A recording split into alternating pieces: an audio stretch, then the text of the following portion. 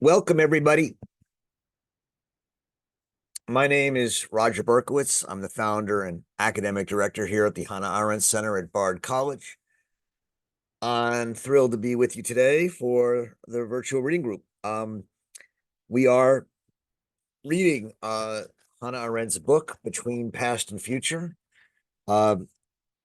Many people don't think of it as a book because they think of it as a series of essays that were published in different places and maybe just, accumulated. But that's not how Arendt presents it, and it's not how we're reading it, and I don't think it's the right way to think about it. It is a book, even though these are essays that were written over many years and for different purposes.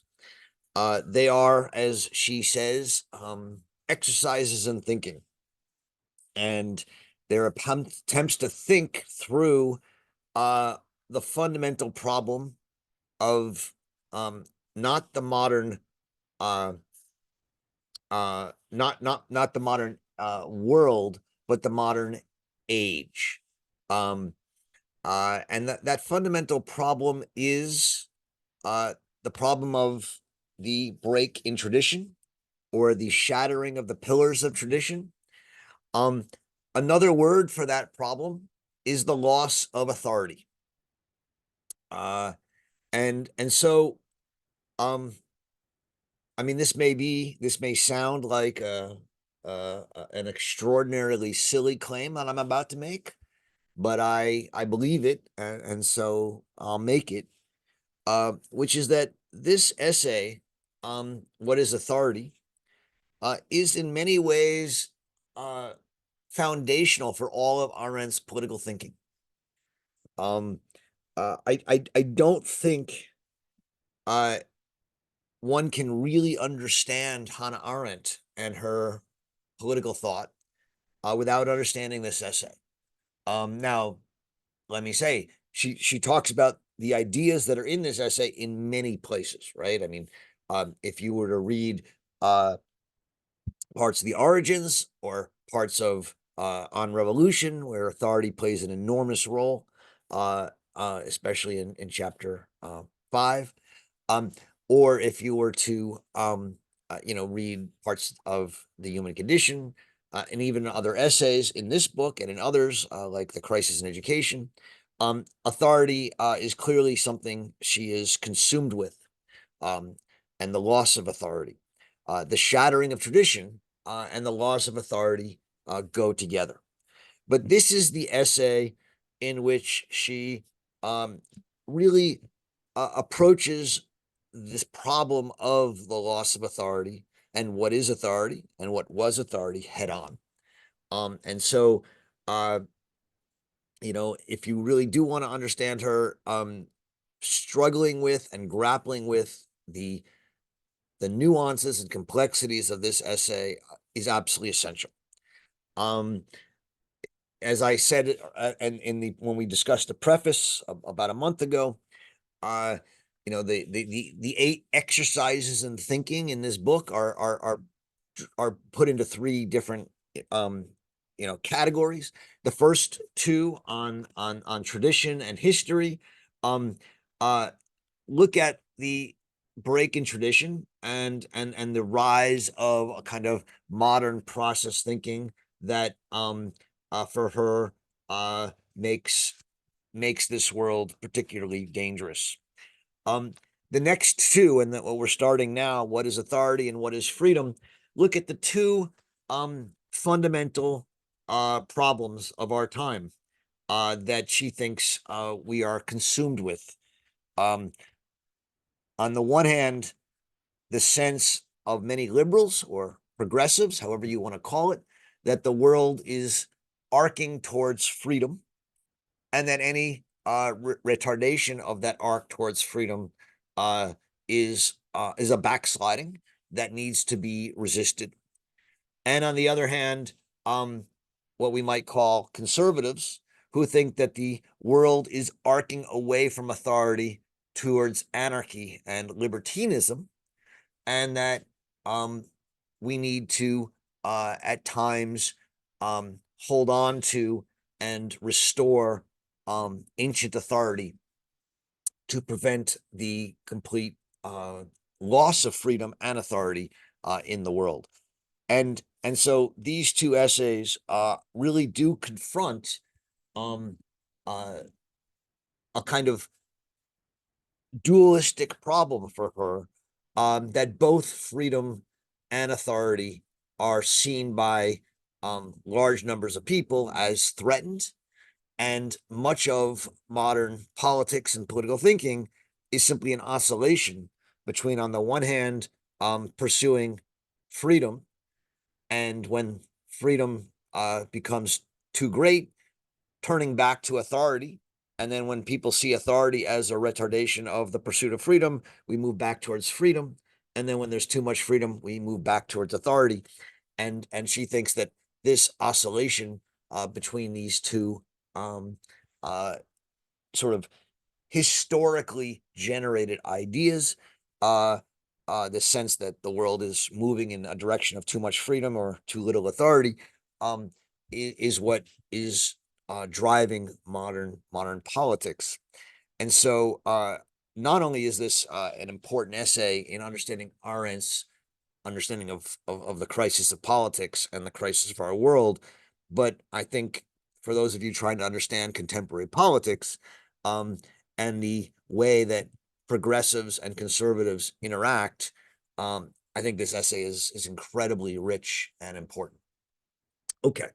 That said, I've decided to give us 2 sessions on this essay because I think it's so important, and I wanted us to have the time to really tarry with it and delve into it. The essay begins with one of the more memorable and famous lines. It's a line that most Arendt scholars know by heart, where Arendt says, in order to avoid misunderstanding, it might have been wiser to ask in the title, what was and not what is authority, right? She's clearly uh, um, uh, um, you know, arguing here that authority no longer exists in the world, just like the traditions have been that has been broken, and just like the pillars have been shattered, authority has, in a sense, fled our world, and we need to understand what that means. So, what is authority? She has many definitions for it in different particular times, but twice in the chapter, she offers what I would call a basic general definition of authority, which she also is going to say that she's not interested in a general definition of authority. She's interested in its specific form. But I think, and so we'll talk about those specific forms, but most generally, what she means by authority are 2 things. First, on page 91, the first page of the essay, she'll say that authority is an authentic and undisputable experience that is common to all, right? That means that an authority is an experience that everybody has, that we all accept. So one could imagine that in a certain culture, right, the experience of belief in God, whatever God you believe in, is an authoritative experience. It's one that's authentic and undisputable and common to all. One might think that in another society, the experience of a belief in reason and the priority and the truth of reason and rational argument would be an authentic and undisputable experience common to all. So that's or one might think that the experience of a founding document and founding time, like the Constitution of the United States of America or the founding fathers, and the experience of that foundation could be an experience that is authentic and undisputable and common to all, right? On page 105, a bit later in the book, but worth our paying attention to, she gives another sort of definition of authority. She says that authority implies an obedience in which men retain their freedom. And that's, I think for many of us feels paradoxical, which is part of her argument because she thinks we no longer have authority. But the basic idea is that authority exists when we obey and still feel free. So if we all have this experience of God, we obey God and we don't feel like it's a coercion because we believe in it and it's an authority for us. It's an experience common to all. It's authentic. It's indisputable. And thus, in obeying, we retain our freedom. In a Kantian mindset, right, in the Enlightenment, law is autonomy, autonomos, a self-law giving. So that for Kant, if I'm a rational animal, my obedience to the law is simply my obedience to myself. It's something I give to myself because I'm a rational being and I therefore know the law. And I believe that I must submit my non-rational side to my rational side. If I believe in the Constitution and the laws as legitimate expressions of the democratic will of a constitutional republic, that means that my obedience does not mean that I give up my freedom because I believe that I have authored and authorized the lawgivers who make the laws. And so authority is this undisputable experience common to all, and it implies obedience in which men retain their freedom. I sort of feel silly spending so much time explaining this, but I am personally aware and I understand how foreign this is to most of us, right? We are so committed to seeing any quote unquote authority that requires obedience as being opposite to freedom, what Kant would call heteronomy, the rule of another. Authority assumes autonomy, the rule of oneself, and obedience to oneself. Okay. The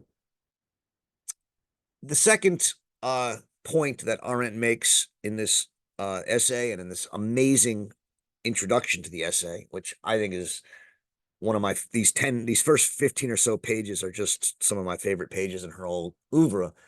The loss of authority, she says, is political in origin, right? Party systems have lost their prestige in governmental authority, and it is no longer recognized. Democracies, Western liberal democracies, but also other parties, I think, around the world have suddenly become deauthorized.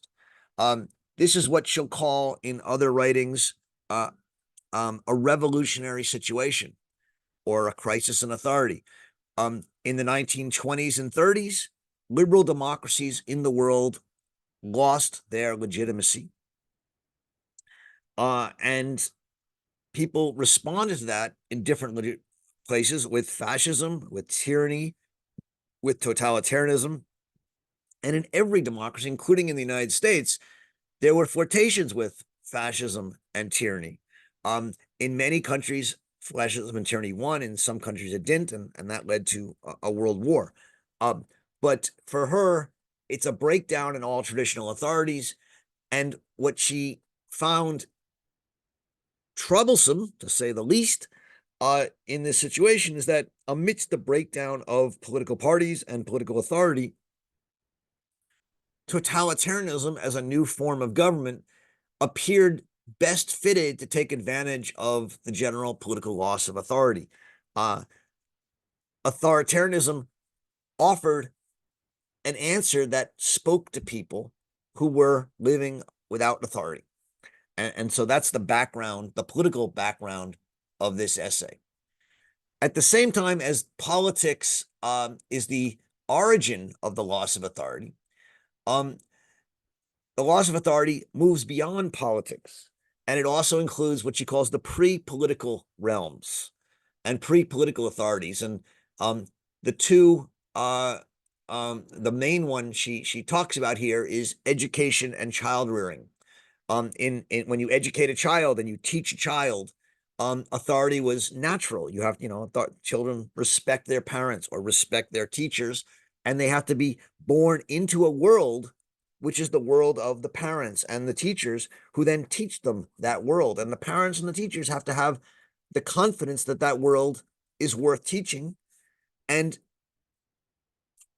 teach it to the students, even if the students don't want to learn it. And she says, even today, even this pre-political authority is no longer secure. We'll come back to this in much greater detail when we read later in the book the essay on the crisis in education, because the crisis in education is a subset of the crisis of authority. If the What is Authority essay and the What is Freedom essay are explorations of the impact of the political crisis of authority, the essay Crisis in Education and Truth in Politics to some degree, and at least the first part of the Crisis in Culture, the part on culture, are explorations of the crisis of authority in a pre-political realm. That's why I say that this essay on the crisis of authority, or what is authority, is so central to Arendt. In almost every essay in this book is a commentary on it, either as political authority or pre-political authority. Okay, she then says that what is authority? But to answer the question, we have to understand that authority is not a general concept. It's actually a specifically Western concept. And so that means that even what I told you before, right, which is that authority is the authentic and indisputable experience common to all, and it implies obedience to which men retain their freedom, is still largely a Western idea that has its roots in Western philosophy and Western political life. In that tradition, right, she says that insofar as authority is a kind of experience common to all and undisputable, it can't involve external coercion. In fact, authority has to preclude all external coercion, which means that two types of rule that we often confuse with authoritarianism that depend on external coercion, namely violence, right, where the rulers use violence or coercion, physical coercion, to rule and make people obey, or persuasion, where the rulers aim to persuade people who don't agree to accept their authority and to obey, are not actually authoritarian regimes. They are anti-authoritarian regimes. They are regimes based on external coercion. The whole point of authoritarian regimes is that no persuasion or authority are required, because there's a sort of clear and present understanding of the freedom inherent in authority. Given this understanding of authority in the specific Western tradition, she says that that the loss of authority is actually a trinity or tripartite. There are three different kinds of authorities that have been lost. The first is tradition, the second is religion, and the third is authority overall. The loss of tradition, she says, is the loss of a thread that guides us through the past, right? So in the preface, we talked about how she says that tradition has for a long time papered over the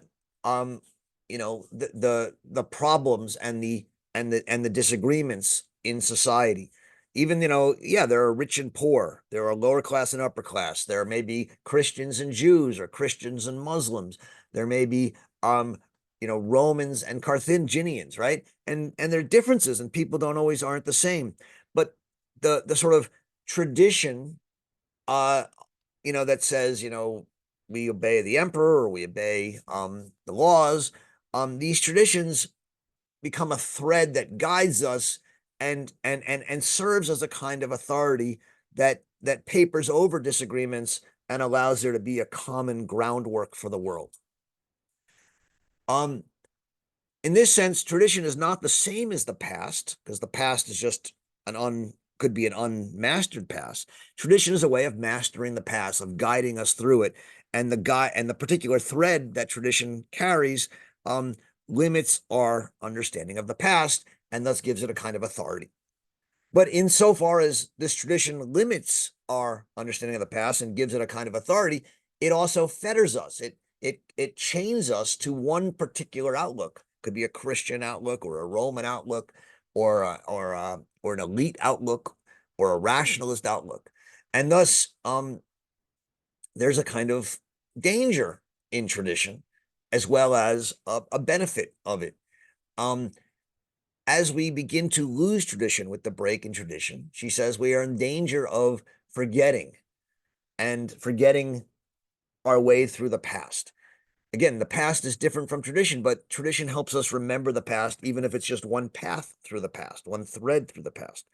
As we lose tradition, we focus on simply the present and the future, and we are worried, we are in the position of potentially losing the past, and thus we lose what she calls the dimension of depth in human existence. And so the loss of tradition is not just a loss of a kind of authority, but it's a loss of depth in human existence. Again, we will come back to this in the essay in the Crisis in Education, but the loss of depth is absolutely essential to Arendt's understanding of why we still need things like the private sphere, because the private sphere, even if public authority has disappeared, there's still in the private sphere family values, traditions, depth. I say this today as someone who's about to spend the next 24 hours fasting and in temple for Yom Kippur.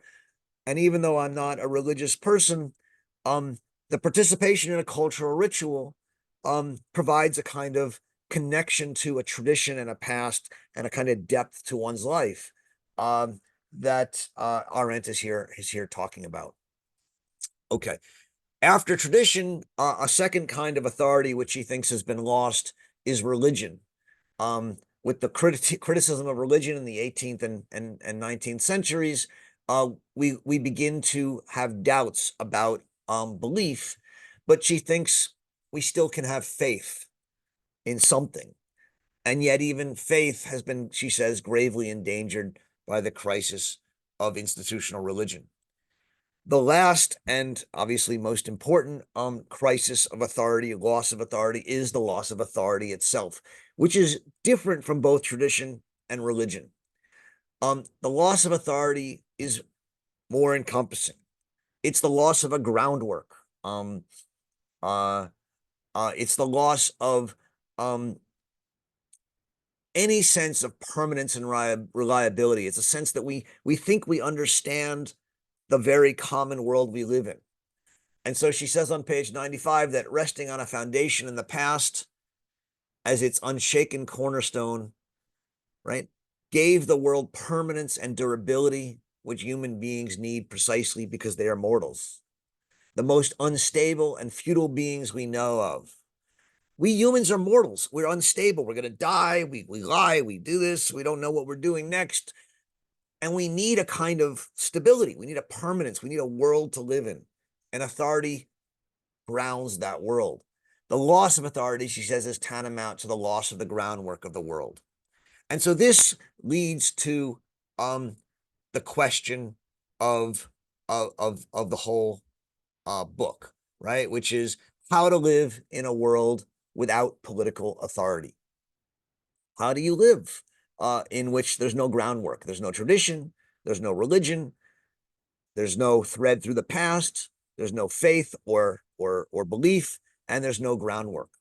And on page 95, she says, the loss of worldly permanence and reliability, so the loss of authority, which politically is identical with the loss of authority, does not entail, at least not necessarily, the loss of the human capacity for building, preserving, and caring for a world that can survive us and remain a place fit to live for those who come after us. This is one of, I think, the most important sentences in all of Arendt's writing. What she's saying here is, after 4 pages or 5 pages of some of the most depressing, um, uh, really unnerving claims about the loss of authority, the loss of religion, the loss of tradition, the loss of a groundwork, the opening the door to totalitarianism that comes with this loss of authority. She says it doesn't have to be a bad thing, because we humans can, even amidst this loss of authority, build a new world. Not only that, because the past has been freed from tradition and from its groundwork, which, by the way, had been created by one group of people, namely the elites, and often the Roman and Christian elites. We now are free to rebuild the world in a new way, to rebuild a new authority, to rebuild the groundwork. But the problem of how to rebuild authority or rebuild the groundwork is one of the most difficult and trickiest and thorniest problems of modern time. And it's going to have to create a new kind of foundation. And she talks about this at the end of this chapter, end of this essay, and also very much so in chapter 5 in On Revolution and other books as well. But this question of a new foundation and how we create a new foundation is absolutely central to her work. She then goes on this long digression in saying, look, I'm telling you that you need to make distinctions between tyranny, authoritarianism, dictatorship, authoritarianism, and totalitarianism. And most people today just say they're all the same. They're all, especially if you're a liberal, right? Most liberals today will say, it doesn't matter. What's the difference between authoritarianism, totalitarianism, tyranny, and dictatorship? They're all a retardation of the arc of progress towards freedom. And she's going to say that's a mistake. We have to see the differences. And so she goes on what could be seen as a long tangent here and says, I've been telling you that we need to make distinctions. And you probably don't believe me because most people think distinctions are not important. And now she says, I'm going to tell you about 2 theories in which most people today believe, especially most scholars and most liberals believe, and conservatives, but most scholars and most intellectuals, that are based in the denial of distinctions. And the first one is historicism, right? This is something we've been talking a lot about in the concept of history, the last essay we read, in which we say that there's an arc to history and that history follows rules and moves in a logical or rational direction. And so within the theory of historicism, or historical materialism, or dialectical materialism, however you want to call it, we see a different approach by liberals and conservatives. Liberals imagines the constancy of progress towards freedom, but she says this overlooks differences between the restriction of freedom in authoritarian regimes, the abolition of freedom in tyrannies, and the total elimination of freedom in totalitarianism. She says liberals just don't accept that. They think any limit on freedom is part of receding of freedom, and thus is to be resisted at all costs. And this is something to think about today, because we're definitely seeing a rising time of either authoritarianism, tyranny, or totalitarianism in different countries around the world. And what she's telling you is you have to respond to these differently. You can't lump them all together. And you have to be able to make these distinctions, because they're real distinctions, and B, if you attack authoritarianism as totalitarianism, it won't seem real to people and you'll lose the argument, right? That's part of the argument she's making. And that's why I think these chapters are so important for those of us politically involved today. On the other hand, conservatism also denies distinctions in its tale of receding authority. Conservatives see the world historically moving towards a process of doom that begins with the dwindling of authority, the loss of authority, so that freedom, um, in which in authority you both obey and are free, as authority dwindles, suddenly freedom disappears because freedom is now helpless in the defense of anarchy. And in order to prevent anarchy, we need to bring in now coercion, violence, and persuasion. And so for conservatives, the dwindling of authority leads to the loss of both authority and freedom.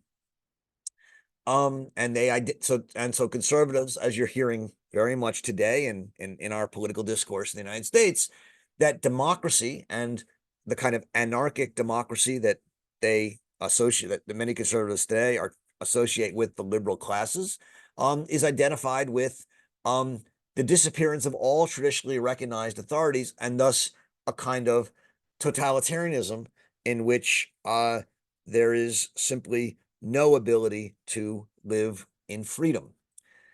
For her, for Arendt, both liberalism and conservatism thus are born of the climate of what she calls violently oscillating public opinion that tie together.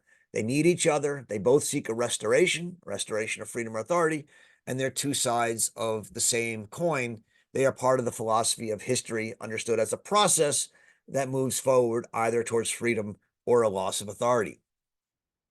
She then talks about a second theory that one can see the same phenomena in, which is the loss of distinctions in social science through the functionalization of concepts. And she talks about two examples of that here. One is to say that communism is a new religion, even if it's atheistic, because it is functionally the same. It gives people something to believe in, right? Communists, say, well, we're atheists, we don't believe in God, but it becomes a kind of religion we believe in. But we don't look at what the communists say. We don't say what they're saying has nothing to do with believing in God. It has to do with believing in history and believing in the rise of the proletariat. And she says, this is a mistake. Similarly, there's functionalism in authority and in the claim that violence and a rule by violence fulfills the same function as authority. It makes people obey.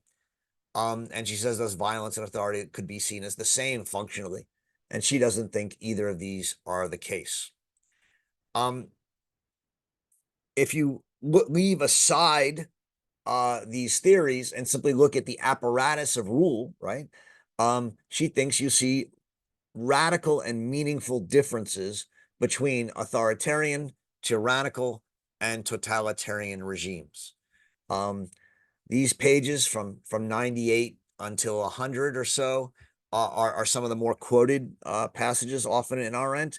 And there's three images that she offers. So an authoritarian regime, which has as its two main ideas of Christianity and Roman authority, is a pyramid where power is at the top of the pyramid, right? And authority at each level is filtered down, and all layers are integrated in the whole. Above the pyramid is God.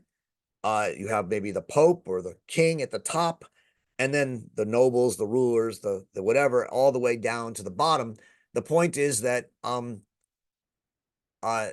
authority permeates itself down, and people believe in it and obey because they see the authority as justified. Tyranny, she says, is a pyramid without the intervening layers. You just have the top of the pyramid, and then you have a bunch of large people, a lot of people at the bottom. And she says this is a tyrant against all. It's egalitarian in that all people are treated equally, but without the intervening layers of an authoritarian regime, and thus one that requires a certain coercion. And finally, totalitarian, and here she uses that example of the onion, made so famous here in Origins of Totalitarianism, where the onion in the middle space is the ruler who occupies that space, and every layer of the onion is a different group that faces in both directions, outward of normalcy and inward in towards extremism. And it makes the system organizationally shockproof, she says, against the factuality of the real world.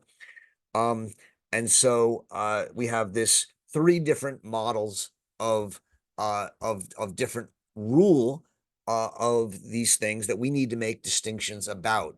And she wants to say that we need to pull these distinctions in. This leaves us with four questions. What were the political experiences that corresponded to the concept of authority and from which it sprang? And she's going to have two answers from that. One is the Roman submission to the Greek idea of truth from Plato and Aristotle. And those are chapters 2 and 3, right? So one answer is Roman submission to Plato and to the truth of reason. And one is Roman submission to Aristotle. The second question is, what is the nature of the public political world constituted by authority?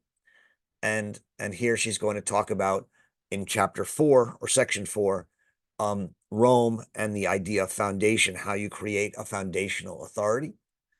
And then she asks, is it true that Platonic and Aristotelian statements that every well-ordered community is constituted of those who rule and those who are ruled was always valid prior to the modern age? Right? Is it always valid that we have rulers and ruled? Or she says, to put it differently, what kind of world came to an end after the modern age not only challenged one or another form of authority in different spheres of life, but caused the whole concept of authority to lose its validity together? And here is section 5 of the essay, which is going to talk about Luther and Hobbes. That's the introduction. And I know I've spoken for a long time, but I do believe this is super important. The second chapter, which I also had you read for today, is on Plato. And as I said, it answers the question of what were the political experiences that corresponded to the concept of authority and from which it sprang. And one is the Roman submission to the Greek idea of truth from Plato. Namely, she says that the closest the Greeks ever came to authority, because authority is really auctoritas, a Roman word, not a Greek word, was in Plato's Republic. And in Plato's Republic, he had a problem, right? Socrates had been killed by the mob, right? And he wanted to protect philosophers and he wanted to reject persuasion as a source of rule, because persuasion, Socrates' apology, had failed to move the mob. And so we can't trust the people. And so we need to create an authority above the people, and an authority that is philosophically generated, because we need to protect philosophers. And so if the tyrant rules by violence, right, but not by authority, Plato said, well, how are we going to create authority? He had no example. And he turned, she says, to the private sphere of the household, where the household rules over the children, the wives, and the slaves. And in this sense, authority implies a kind of obedience in which men retain their freedom. And Plato sought to find that authority in the rule of law. Namely, that if you follow the law, you are not following another man, you're following something above men, like God or reason. And the problem, however, is that when you try and impose a rule of reason on people, most people are going to disagree with it, because most people either are irrational if you're an elitist, or people have different interpretations of reason if you're a more less of elitist. And so Plato says that we have to break people into two groups: the elite, who can actually understand and see the rational rules and laws of reason, or the truth, and therefore provide the truth for people to follow. And the rest of the people who can't see it and will have to be ruled by myths, in which we tell them myths about uh, good and bad and hell and heaven in order to make them obey freely. The point for Plato, as she says on 114, is that a philosopher who is simply a man amongst men must make and take his truth and raise it above men, in which he can claim to become a philosopher king or the ruler. The idea here is that Plato thinks that we need to be able to move from truth to rules. His theory of the ideas is actually molded on the model of mastery and expertise, so that everyone, so that they will employ a kind of element of violence. He uses myths of hell, threats, and rewards, and yet it's all designed to make people see the rule of the philosopher, the rule of law by philosophers, as having authority, because it's seen as natural and something that everybody accepts and common. And so the goal of Plato's theory of ideas in the Republic is to take something outside of humanity, the theory of ideas above humanity, and turn it into a rule that is authoritative for everyone. And this philosophical rejection of political plurality, this philosophical claim that the philosopher has access to an authoritative truth that is valid for all people, is the foundation of all authoritarianism in the world. That's Arendt's argument. It is the idea that the Romans will then remake in chapter 4. And she's going to explore how they do that in chapter 4. Before that, we'll have Aristotle in chapter 3, but we'll get there next week. I've talked for much longer than I usually do, and I apologize. I just do really believe that this chapter is so important, and I hope that was okay. I very much look forward to the discussion. We have 45 minutes for the discussion. Again, you can join the chat. Please be respectful of everybody. And also, you can raise your hand and engage in the conversation here. And I look forward to hearing from as many of you as possible. Okay, that was a lot. Bernard. Hello, everyone. Couple of things. One, one of the things that is it's a periodic frustration is the way she just throws in Greek words. Sometimes she puts a parenthetical translation, and other times she seems to just assume we can read Greek.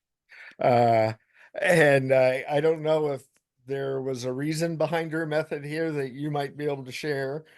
Um, the other thing I'm wondering, in looking at the materials at the beginning of the book, it looks like at least part of this essay we're going through today was written in 1958 as being published. Part of it was published somewhere else in 1958. And I'm interested in the timing of the authorship of these various essays because of I'm wondering how familiar she was with other currents going on at about the same time. For instance, when she says atheism, cannot be a religion, I'm wondering how familiar she was with Paul Tillich, the great Protestant theologian who was kind of at the peak of his fame right around in the late 50s and into the early 60s, such that the U.S. Supreme Court in U.S. v. Seeger, a 1965 case, was actually drawing on Tillich and Tillich's redefinition of God as the ground of being and a person's ultimate concern, such that the Supreme Court was able to grant somebody who was not a traditional theist could nevertheless take advantage of the conscientious objector statutes that Congress explicitly said were only for those who believed in a traditional God. And so I'm just wondering how Arendt might have interacted with, how aware of these other currents she was. Um, Thanks, and thanks, certainly, thanks, Bernard. I'm just going to try yeah, and keep questions short because we don't have a lot of time, and I think there's going to be a bunch. So thank you. Um, as for Greek, yes, so this essay was originally published in different places, right? A portion of it was published in a book edited by Carl Friedrich called Authority, um, in a series on different great political concepts, and another portion of it was originally published in the Review of Politics, which is an academic journal. Um, both of these are academic journals, and Arendt, when she writes in an academic journal, is a little bit more academic, and assumes that people, of course, know Greek and Latin, and I mean, why shouldn't they? Um, but obviously, that's an assumption that hasn't aged well, uh, and so you have to. Um, I mean, that it's there. We should all learn some Greek. Um, but it is there. And by the way, there's an interesting analysis of it about authority, right? That for her, if you really do understand what she means by authority, um, there's a way in which the depth of the past, which is connected to both a tradition and simply an engagement with the past, means that we have to be able to um, understand where we come from. This is the argument for reading history and reading great books from the past. And many people today say we don't need to do that, right? All we have to do is, I mean, this is a funny story, but I was in a PhD program called Jurisprudence and Social Policy at Berkeley, and I worked with someone who did a lot of Greek and Roman stuff, and uh, and we had to take oral exams when we would take, and at one point, the program passed a resolution that nothing on the oral exams could be written before 1950. Uh, because they thought that there was nothing important written. Everything's changed after positivism, and my advisor, who was of course out of sync with this, renamed the department from jurisprudence and social policy to Je suis un Philistine.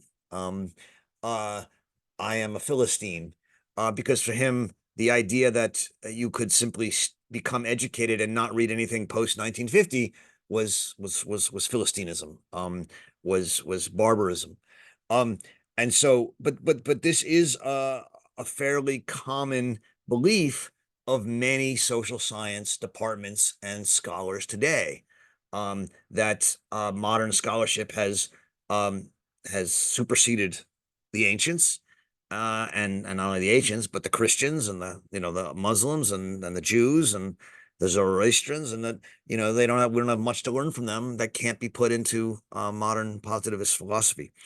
Uh, her embrace of the classics and of reading Greeks and the Romans is not a nostalgia for the Romans or the Greeks, which I think some people wrongly claim that it is. It's a belief that in order to think deeply about politics today, one needs to know the history of our tradition, and that means you have to study it. And in order to study it, you at least need to know some of the language. You can read it in translation maybe, but you also have to know enough of the language that you're able to understand the way some of these translations are, are interpretations, and you need to be able to range that. And so, yeah, I think the use of the Greek is not accidental, and I think it's meaningful. Uh, we got our our folks, Jason and Zara, who are Hello. hanging out and doing their work together. Hi, Jason and Zara. Hello, good night. Um, okay, Roger, I had two questions. One of them is a minor technicality. On page 94, when she's quoting Kierkegaard, she says that it's the second paragraph. Mm-hmm. It says that in the modern time, Christian I lost it. Christian faith has like in the modern time um has like been like it has been in a situation where the modern believer must constantly guard his beliefs against doubt. It was a bit confusing for me because I was thinking like Kierkegaard's one of his main theses is he infuses the concept of faith with doubt, and it considers doubt as an integral part of faith. And I don't know how these two adds up, so I was a bit confused, and I hope you could help me with that. And my second question is a bit is a broader concept, so I only would need hints. And that is how we can actually read the concept of nationalism alongside the way she's describing authority. Like, is that something? Can we have something more than a modern attempt for authority after religion lost its authority, or is can be like? Is there any way that we could actually read these two concepts together in an Arendtian way? Thank you. Thanks. Thank you, Zara. So with the first question, it's important to understand that she makes a distinction between faith and belief. And that she takes from Kierkegaard.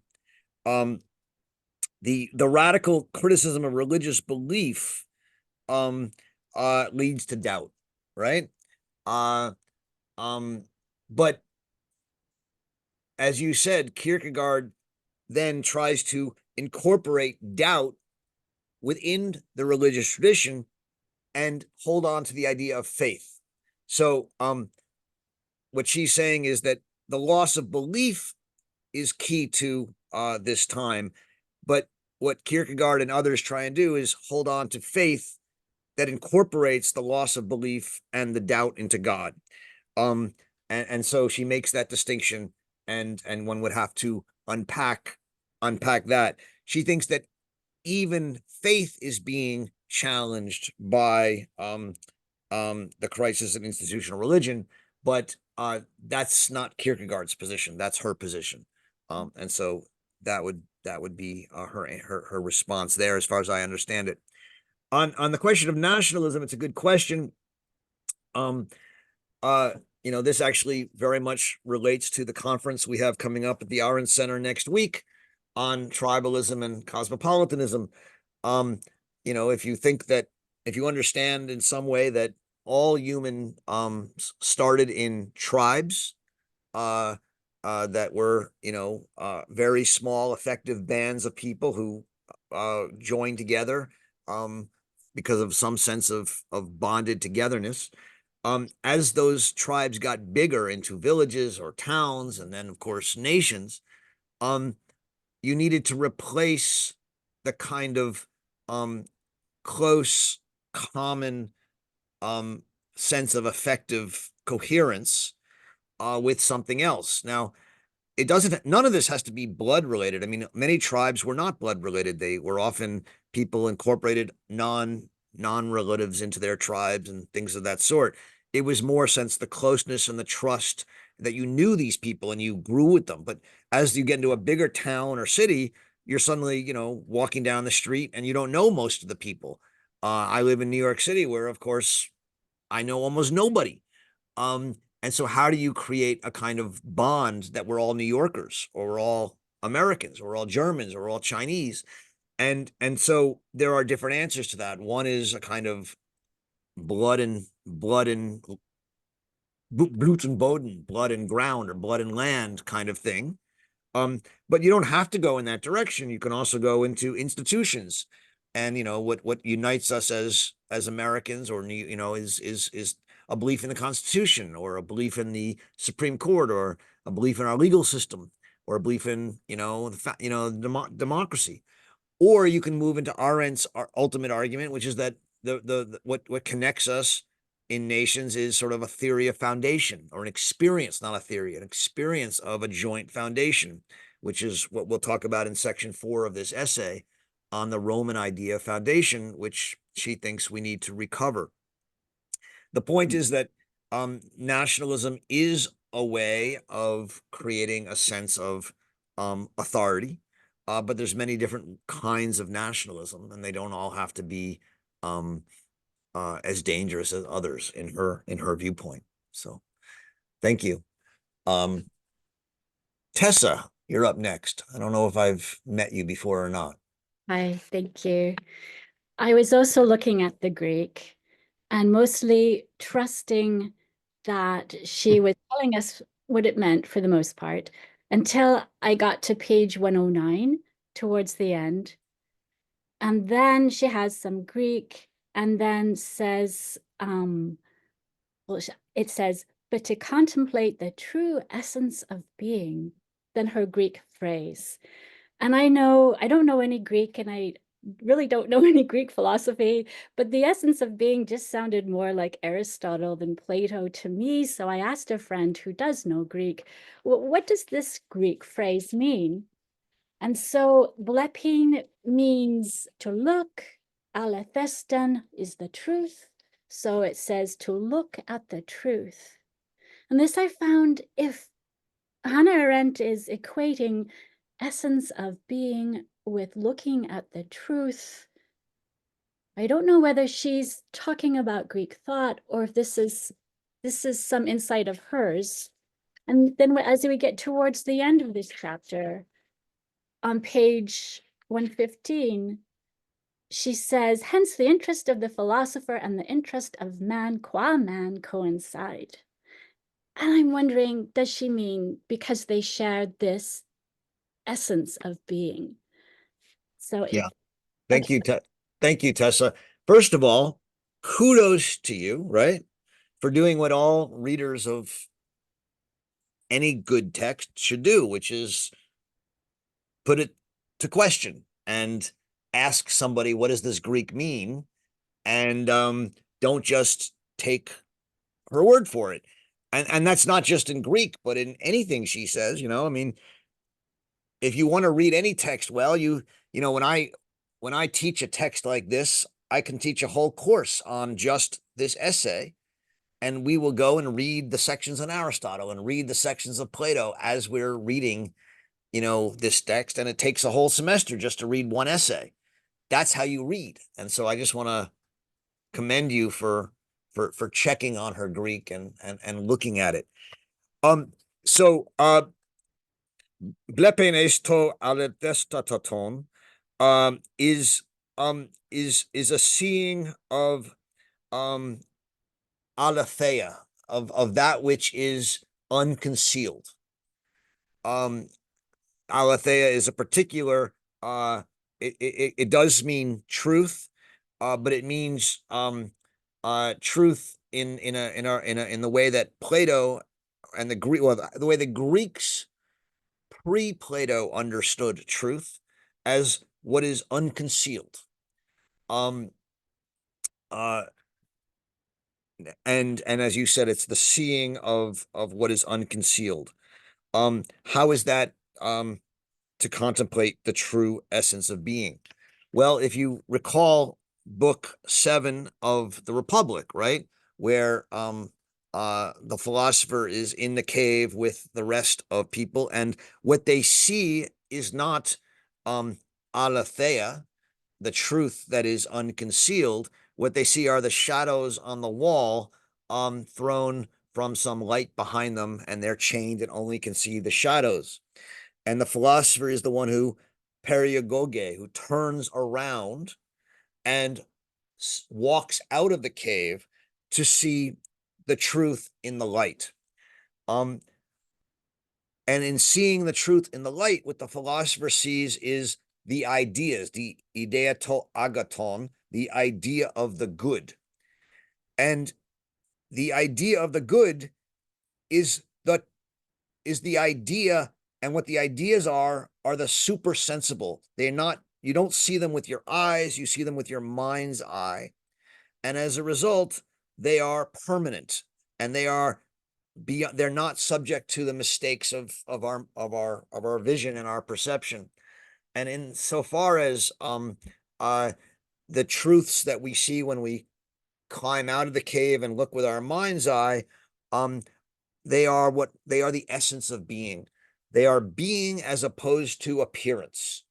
And so it is absolutely essential to Plato, and Arendt is, I think, being simply a good Platonist here, to say, she does on page 114 at the end in the paragraphs that you were citing. She says, the whole realm of this is the last paragraph of 114. The whole realm of human affairs is seen from the viewpoint of philosophy, which assumes that even those who inhabit the cave of human affairs are human only insofar as they want to see, though they remain deceived by shadows and images. The premise of Plato's philosophy is that blepein, to see, aletheia, as opposed to the shadows, the unconcealed truth of the ideas as opposed to the shadows, is what we all want to see. And so what we all want to see is the essence of being. Most of us, however, are unable to do so. It's only the few, the philosophers, who can free themselves from the shadows and see blepein, the aletheia, the good, the ideas, the unconcealed ideas of the good, and they then see that truth. But since most of us can't see it, and therefore it's not authoritative to us because we don't see it ourselves, they have to take the truth and impose it on us through rules and criteria. And so what they do is they embrace what she here calls the absolute priority of seeing over doing, because it's truth now becomes not aletheia, but what Plato renames truth in his work here, ta orthos, which is the root of our word orthodoxy. And truth becomes a correct interpretation of opinion that the philosophers impose on everyone else through their seeing of the truth of being. And that is and that is how she's describing it here. So I think her interpretation of the true essence of being as blepein aisto alethetatan is correct. But you're right that I don't think it's fully spelled out, and if you haven't read a lot of Plato. I hope that's helpful, Tessa. I think it does work. Yes, thank you. Yep. Jerry, great to see you, Jerry. Can you hear me, Roger? I do. This business about Greek coming in up is interesting. And add to a little bit to what you said, Roger, in why it's so important to her, and I'll do my best. When she was working on a manuscript with William Shaw, the great editor of the New Yorker and close friend of hers, there's more to this story than I'm going to tell right away. Shaw said to her, he was looking over the manuscript, and he said, Heine, our readers do not read Greek. And she said to him, well,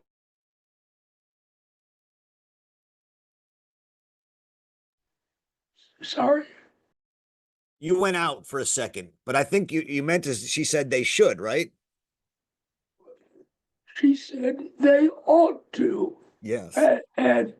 And what did she mean? It sounds like sort of a smart at first, but I don't believe it. I believe it was much more than. Oh boy. Jerry, I think you're cutting out a little bit. Sorry, I I don't don't know. know what's going on. Yeah. Can you speak a little closer to the microphone?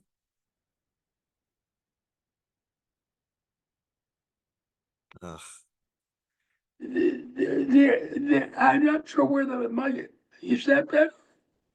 Try it one more time. Yeah, go ahead. Is that better now? Yeah, I think so. Uh,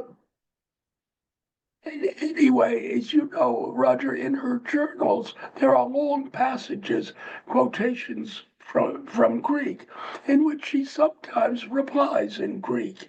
Hannah knew Greek like, I mean, she really knew it. She could write in it and think in it. And I think the point is that some things can be thought in Greek. My Greek dictionary weighs 75 pounds. It's a huge language with a huge vocabulary, um, and it's therefore and the grammar. Anybody who's ever studied Greek is very complex. Uh, Compared to ours. When I studied Greek, one of the questions of the final exam was simply to give a complete verb pattern of the verb, of one verb. And it took 6 pages to do that. To give so you can say things and think things in Greek that you cannot in other languages. And if you notice that Hannah's, when she does translate the Greek, it's usually not idiomatic. It's not what you can open a translation of Plato and read. I mean, for one thing, of course, aletheia, as you said, means discovering, uncovering. Aletheia. The negative aletheia, meaning hidden, but it also means remembering. And Plato has a whole dialogue. What is it? The Cratylus on on on knowledge as aletheia, the truth as remembering, which is not so pretty easy to understand. Remembering and discovering, but it has another whole sense to it. I'm That's why I mean I think the Greek language and other languages as well, but are very important to understand. Hannah, when she said readers of the New Yorker ought to understand Greek, that means if they want to understand what she wants them to understand, they really will have to understand a little bit of Greek. That's all.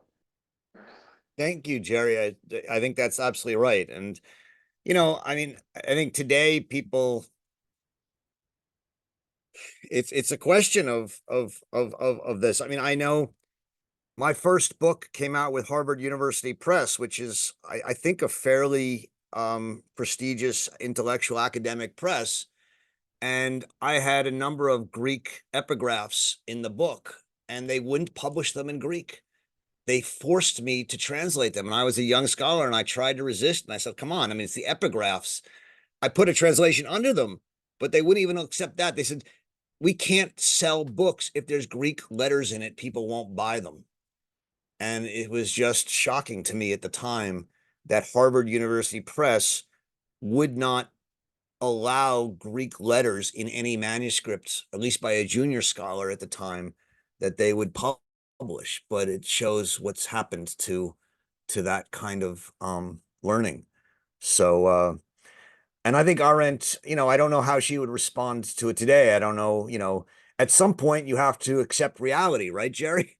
And the reality is very few people know Greek today. And, maybe you give up on it. But I think my own view on it, and this was what I was trying to argue with the editors back in when I wrote the book, was at least aspirationally, we should hold on to the idea that people who are reading such books should know some Greek. Roger, in the ivory tower, you don't have to accept reality, do you? Well, I mean, if you're trying to write books published by No. Penguin, maybe you do. I don't know, but maybe not. At least my argument would be in Harvard, you should not have to, but you're right. John Stern. Um, I'm not a, I may be lost because I don't know Greek, and that may be the origin of my difficulty. I know Latin, but I don't know Greek. But notwithstanding, my problem is when I look at the word authority, I get the term obedience. And that from that I spin out into coercion, um, or persuasion, but I don't get the essence of where is the essence of obedience? What is the essence of obedience? What drives obedience? Are there multiple obediences? We hear multiple stories. Are there multiple traditions? So I'm very confused because the word authority implies some form of obedience. And so just to say, well, it's rooted or it's lost its root in tradition, um, what provides tradition with obedience? Maybe you can help me here. Thanks, John. So you've identified exactly the problem and Arendt's point. And the difficulty you're having with it is exactly what she argues, which is that authority has disappeared and we no longer understand it. So for her, authority is obedience that is freely given and is not seen as coercive. And she gives a number of examples. I gave some, I think, as well. So that if you fundamentally believe that God is not only some guy with a beard that you talk to on Sundays, but is a real presence in the world, God's law is something you have belief in, and you believe it's true and right, and therefore you freely obey without any coercion.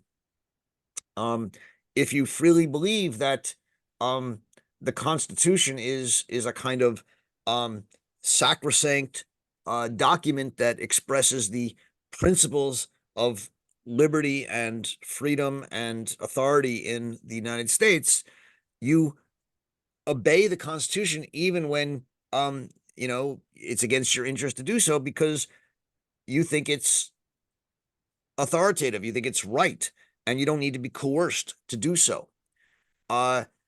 These are the kinds of examples of authority in which one obeys without coercion or persuasion, because it is simply, as she said, that which is something all of us understand. But that implies It's multiple undisputable. origins. Well, I'm a no, father. John, just no, it doesn't. I mean, she says there are different kinds of authorities, right? But in any particular authoritarian society, there can only be one authority. I mean, that's true. But there are different kinds of authoritarian societies. So in Christian society, there's only one God. In Islamic society, there's only one God. In Jewish society, there's only one God. In societies, in our society where there's many gods and many authorities, then there's no longer authority. Authority implies obedience in which men retain their freedom, and it has to include an authentic and undisputable experience common to all. But there's multiple interpretations. There's multiple, and I'm Jewish, but there are multiple interpretations of the practice of Judaism. Yeah, There's but multiple interpretations John, of the Constitution. So John, you're speaking from the perspective of someone who has no authority, right? You believe in no authority. If there are multiple interpretations, then authority doesn't exist because it's not common to all. I mean, the breakup of Judaism into Orthodox and conservative and reform and reform or whatever is the loss of authority and the loss of Judaism as a common world. And so it's no longer an authority, which is her argument. You're seeing this only from the eyes of someone who lives in an age in which you don't believe in authority. She's trying to say that's how we now see it. You're right. But if you want to understand authority as it emerged in our tradition, you have to understand that there were numerous times in our tradition in which everyone in a society had authentic and undisputable experiences that were common to all that led them to obey and feel still free. But that seems to beg the question for me. I'm sorry to proceed, but let's just take the US Constitution. As I understand it from historic, not everyone agreed with everything at the beginning. They accepted it, but there were different origins, different interpretations. Yeah. That hasn't differed to today. But there's Well, still supposedly within those differences, you have respect for the authority of the Constitution. So yeah, John, the Constitution includes the court, the Supreme Court, as the interpreter of the Constitution. And the Supreme Court became authoritative because people came to trust it. Now, Arendt has an argument about why, which she develops in her book, The Origins of Totalitarianism, which is that the court came to be seen not as simply a bunch of people in the current time interpreting in the Constitution according to different interests, but as a reincarnation of the founding fathers who would get together and interpret the Constitution in their spirit, according to their principles, not according to original, whatever, but in their spirit. And she says that the Constitution and the court came to be worshipped in that way as expressions of the founding principles of the country. Yeah, of course there were disagreements, but people came to see the court as authoritative.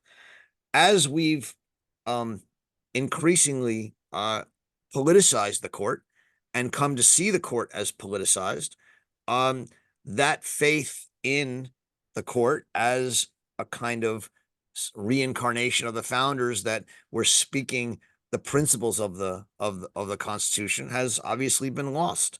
But she thinks that for a long time in American history, and she calls it sort of the sort of accidental magic sauce of American authority is that it happened. We've lost it. She thinks that authority has been lost, but she thinks it was there for a certain amount of time. Let me just, I understand you're going to resist this, John, and that's totally fine. But I need to move on. sure, go ahead. George.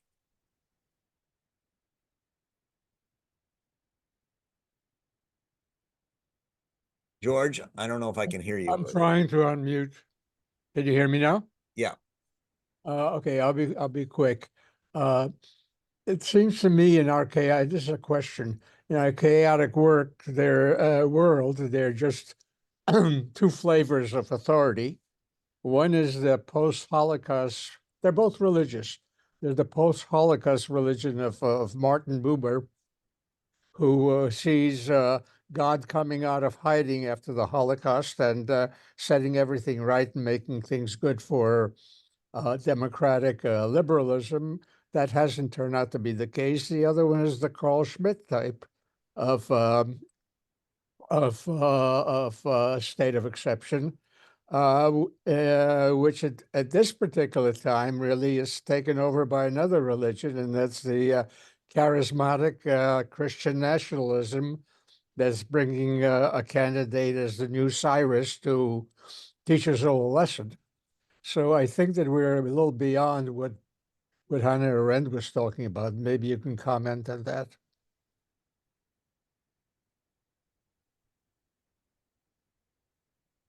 Um, I mean, why do you think we're beyond what Hannah Arendt was talking about, George? I'm not sure I understood the question, and I apologize. Well, the reason is that, again, that right now, the way things stand in this world is that most of the things are going the Carl Schmitt type of way. So I don't know, I don't know Yeah, how we well, can that's her, hopefully. but isn't that her point, George? I mean, her point is that we've lost authority, and that increasingly uh we turn to persuasion and violence and coercion, and we confuse that with authoritarianism. Well, that is, but the only problem that is, again, is Plato's observation that only a minority of so-called intelligentsia, or what's called now, what we are, the woke elite, is going to pay attention to that, and everybody else will go the other way. Um, yeah, I mean, I think that's fair. I think she sees the effort of a kind of elite of experts or scientists or people who think they know better to govern, right? Expert governance or governance by bureaucracy or governments by elitists as one of the great threats of modern time, and she says that it's almost become uh, racialized. She says in On Violence, insofar as that the elites see themselves as a superior caste or class to non-elites. Um, and that she sees this as one of the great dangers of time because she thinks it will end to a kind of war between the elites and the non-elites, in which one side controls a lot of the technology and the other side controls the numbers. And in many ways, we're seeing that kind of um, crisis emerging today. But that was her fear of what would happen. Um, so yes, I think you're right. Um, Joanne. Hi, my comment and question is related a little bit to what John was saying. I started thinking about authority and whether there could be, or there is supposed to be, a validation of authority in any way, or does authority presuppose non-validation somehow? And I was thinking about this in connection with something in a book by Patricia Hill Collins that I read years ago, Black Feminist Thought. She talks about how the Black community can validate knowledge, okay, because this is a book mostly about knowledge. And she says that through the process of call and response, that the community can acknowledge the truth of what a speaker is saying. And I just wondered if that had any resonance to what you're saying about what authority would mean in Arendt. I mean, is there a place for community validation? Um, it's a good question. I think the answer is that if the validation has to be through persuasion, um, it's a sign that we don't have authority. Um, uh, if we're going to try and argue people into understanding that people should be able to have abortions, or argue them into the idea that the world is warming and therefore we need to stop driving cars, um uh the that's not authoritative, that's persuasive. And so in some way, validation and the requirement of validation is for her a sign of the absence of authority. I think that's right. And I don't know. So again, mean, part of the difficulty here, and it's the same difficulty that many of us are having, and that John was having, and that you're having, is that I think for people who don't recognize authority, understanding what she means by authority is incredibly foreign and difficult. And that's the struggle we're all in right now. We want to know why we should obey, why we should trust her on the Greek, or why we should obey, you know, the head of the EPA, or the person who tells us that we should wear masks during COVID and things like that. We don't trust authority. Some of us trust some authorities, but not other authorities. But we trust the authorities because not because everyone believes that, you know, Anthony Fauci was some divine spirit, but because we think we're persuaded by his credentials and things of that sort. You know, to some extent, therefore, expert authority is a kind of authority still for some people. And yet we saw during that crisis that it's certainly no longer an authority for even a majority of the country. And that's the situation we're in. Stephen, you'll get the last question. Okay, it's not so much a question as a comment. Let me throw out an alternative hypothesis, and that is maybe we're thinking about this wrongly. Maybe she's thinking about this wrongly, in that authority never disappears, that what we have here is a plurality of authorities. The authority of Rome or the Catholic Church, say during the Middle Ages, was a unitary authority. But in modernity, we have multiple authorities. And it's the same you mentioned regarding elites and masses, to use a rough distinction. There have always been elites and masses as long as there have been civilizations. And those conflicts ebb and flow constantly. So it's to me, it's not looking for something that has disappeared, but to finding it in so many multiple pieces. Yeah, is the way I look at authority. Look, that I think what you're describing is sociologically true.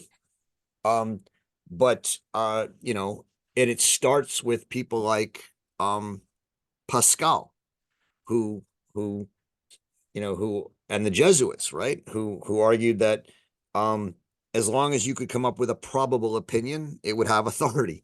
You didn't need, and you didn't, if the church says, you know, don't work on Sundays, but you know, you find one church father who says, well, if you have a very important thing to do on Sunday, you can do it.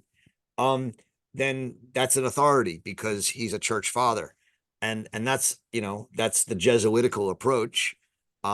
It's you know, and it's seen by traditional authoritarians as a complete undoing of authority. And yet that's the way we think today. We think we're all Jesuits today. We pick whatever authority is convenient to us, and we go with that. But that goes against authoritarianism, which is what and it's a kind of anarchism. And that's exactly what conservatives are afraid of, is that we've all become Jesuits. Enjoy reading Hannah Arendt, and I will see you all soon. Thanks very much.